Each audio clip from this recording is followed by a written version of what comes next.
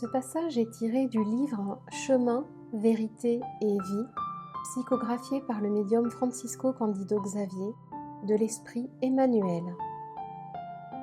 Nous allons commencer par une introduction sur l'interprétation de ces textes sacrés.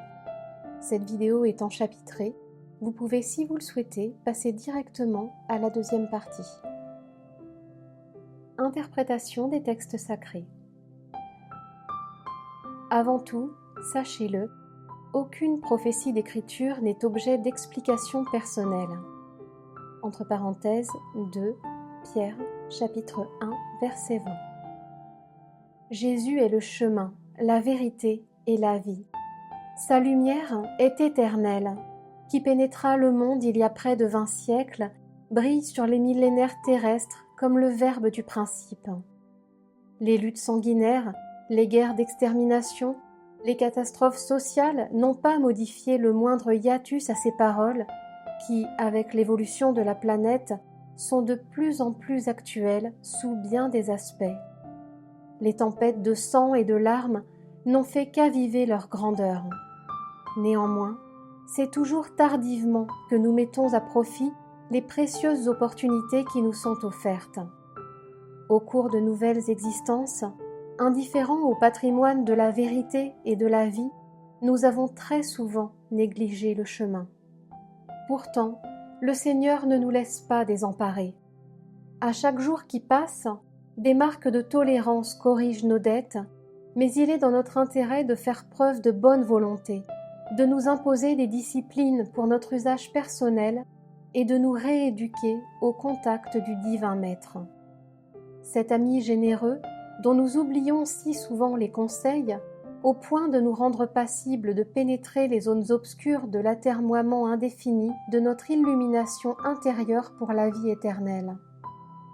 Afin de valoriser l'occasion de service qui se présente à nous, sans aucune prétention d'exégèse, nous avons organisé cet humble travail d'interprétation.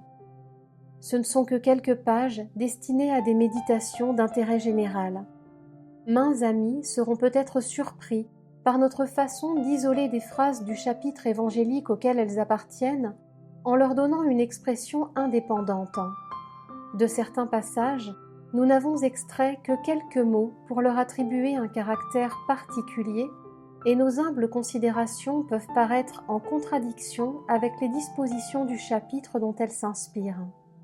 Cependant, notre manière de procéder relève du fait que nous pensons que chacune des perles d'un collier détient une valeur particulière et que, dans l'immense ensemble d'enseignements que représente la bonne nouvelle, chaque concept du Christ ou de ses collaborateurs directs s'adapte à une situation donnée de l'esprit sur les chemins de la vie.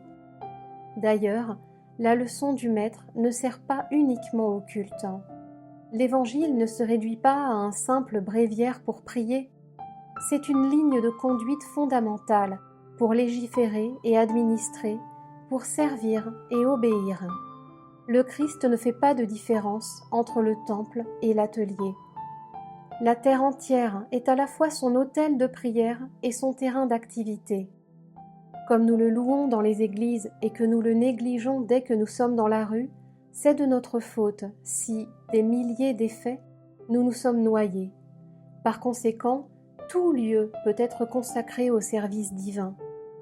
De nombreux disciples appartenant à différentes écoles chrétiennes se sont livrés à des questionnements théologiques, transformant ainsi les enseignements du Seigneur en reliques déposées sur des autels en pierre.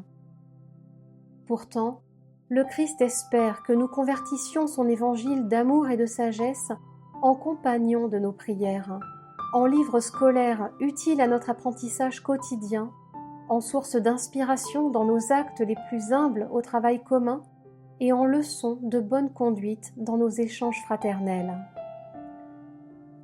Quoique nos modestes objectifs soient clairs, je devine déjà une grande perplexité chez certains groupes de croyants. Que faire ?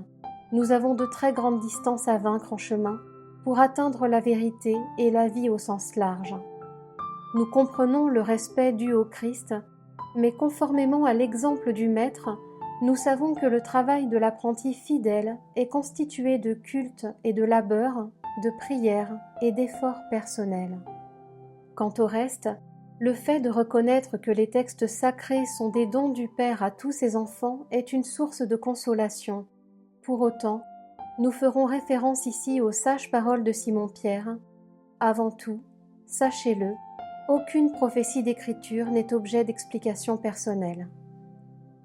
De l'Esprit Emmanuel à Pedro Leopoldo, le 2 septembre 1948. Analyse-toi. Ne faites rien par esprit de parti ou par vaine gloire, mais par humilité.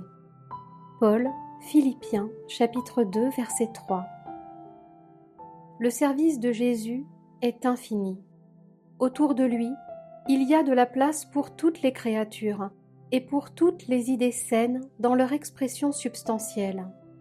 Si dans l'ordre divin, chaque arbre produit selon son espèce, au labeur chrétien, chaque disciple apportera sa contribution conformément à son état d'évolution. L'expérience humaine n'est pas un lieu d'agrément. L'homme y est à titre d'apprentissage, et à cette tâche, il est raisonnable qu'il sache valoriser l'occasion qui lui est offerte d'apprendre, tout en permettant à ses semblables de profiter de cette même occasion. L'apôtre Paul avait compris cette vérité lorsqu'il affirmait que nous ne devons rien faire par esprit de conflit et de vantardise, mais plutôt par acte d'humilité. Lorsque tu pratiqueras une action quelconque qui dépassera le tableau de tes obligations quotidiennes, examine les mobiles qui t'y ont poussé.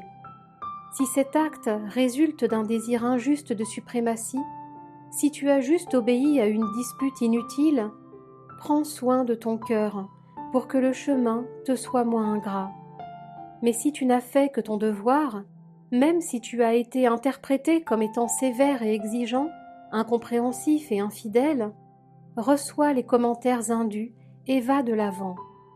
Poursuis ton ministère en te rappelant que, pour servir les autres avec humilité, sans conflit et sans vantardise, Jésus a été pris pour un imprudent et un rebelle, un traître de la loi et un ennemi du peuple, recevant ainsi avec la croix la couronne glorieuse.